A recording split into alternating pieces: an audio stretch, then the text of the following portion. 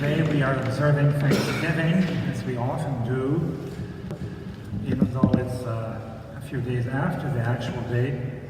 It has been kind of tradition in this community to do that. And I was assigned for this service.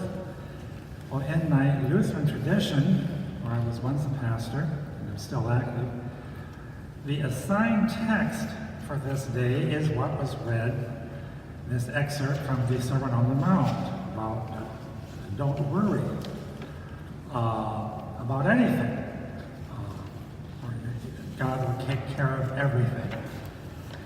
And that text always has made me very uncomfortable. And I've avoided it. In fact, I have never preached on it before, but I felt that I should not avoid it this time, even though my sermon may not be exactly what anybody would have expected or wanted. Well, the text is so very, very upbeat. It seems sentimental and superficial in our very brutal, dangerous, awful world. And how can one take it seriously? Well, just think of Jesus himself. You've heard me perhaps in the past mention the Jesus Seminar of the Western Institute in California that has gone through the sayings of Jesus and the acts of Jesus to determine what are closest to what he actually said and did. And they use red for the very close, pink for nearly that, gray for doubtful, and black that is the early church. Well, they very much say that this passage is pink, which means it's very close to what Jesus actually said. It goes back to him. It's not something that the early church created later, where they did put some words into his mouth that he never said. He did say something, or something very much like it, which is where the pink comes in. They think it is so close to him that it's almost red. So Jesus really did believe in God's powerful love and guidance, and really did believe that one should not worry. Don't worry about anything. And he urged his audience to trust God the way he did. Well, he had been a follower of John the Baptist. He started his own ministry after John was executed by Herod Antipas. So he knew that he was going on to a very dangerous ministry, and that he was very likely to share John's fate. He had no illusions about what he was getting into, but he still said, don't worry about anything. God will take care of you. You can trust that. This is an admirable idea, but it seems like holy insanity. I've often used that term from the gospel, holy insanity, which is wonderful, but still to many people it does seem so far apart from what we think of as sanity. Well, there is a way, I'm going to say it very briefly, that one can look at this passage that we had read so beautifully. It means we have to look at it deeply, with gospel glasses, far beyond the surface. And in a deep way, it is true, in a way that it may not be on the surface. Jesus was not permanently defeated by the crucifixion.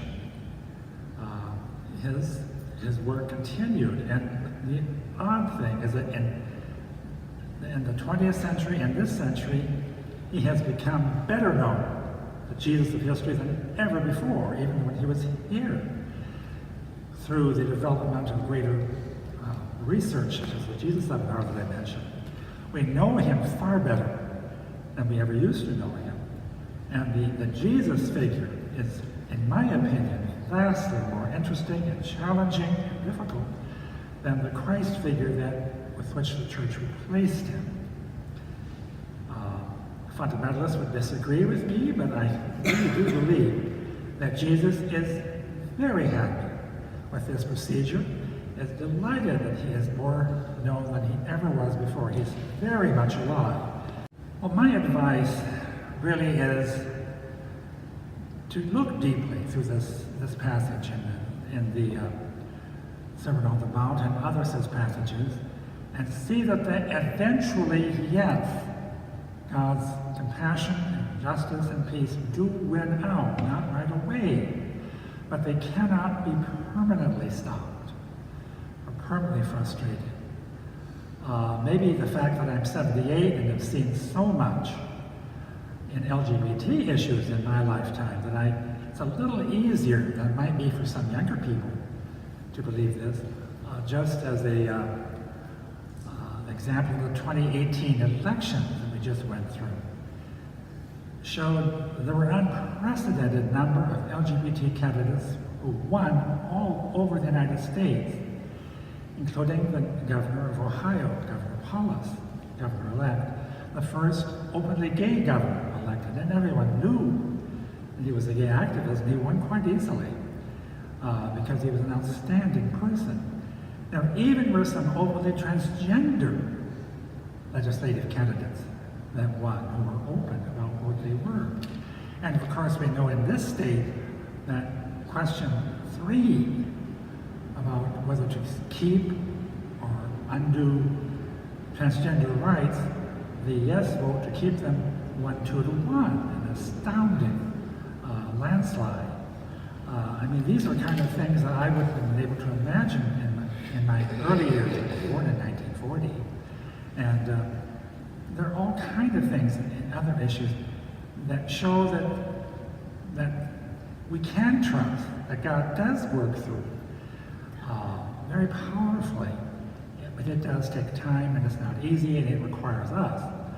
But so I would not, in a sentimental and superficial way, affirm the passage we just read, but in a deeper way, yes, I do affirm it.